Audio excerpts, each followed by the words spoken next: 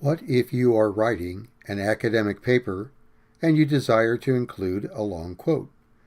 If a quote is over 40 words or 4 lines, your reader may forget that they are reading a quote because it has been a while since they have read the open or start quote marks. Welcome to this short presentation regarding block quotes or long indented quotes.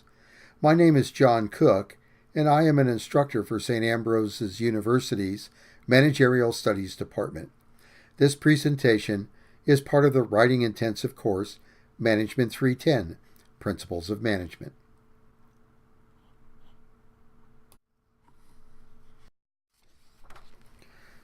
There are 2 references for this presentation as shown on the slide.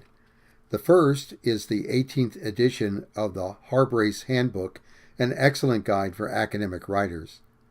The second is the textbook for the course written by John Schermerhorn.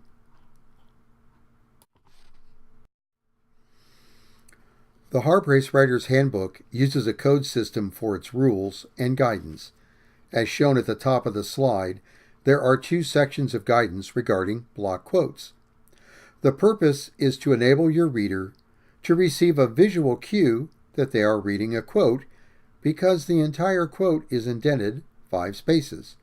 So if you are using a quote of 40 words or more, or 4 lines or more, here is the solution: a block or long indented quote.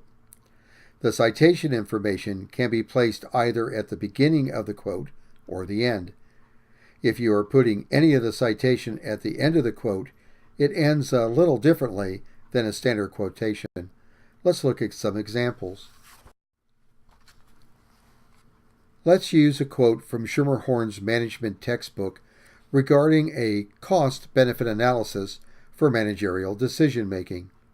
The quote is 40 words and also has 4 lines, so we use the block quote technique. The indenting serves in lieu of the quote marks. In this example, the citation information is all located before the quote. In this example, part of the citation information is at the end of the quote. Note the location of the period and how for a block quote, the year of publication and page number come after the period. What would be an easy way to make a block quote? Because the 4 or more lines all have to be indented 5 spaces from the left margin. This next bit of advice is for using Microsoft Word. After you write your introduction to the quote, use a hard return or enter button. Then type the quote with its appropriate ending, and with another hard return or enter button.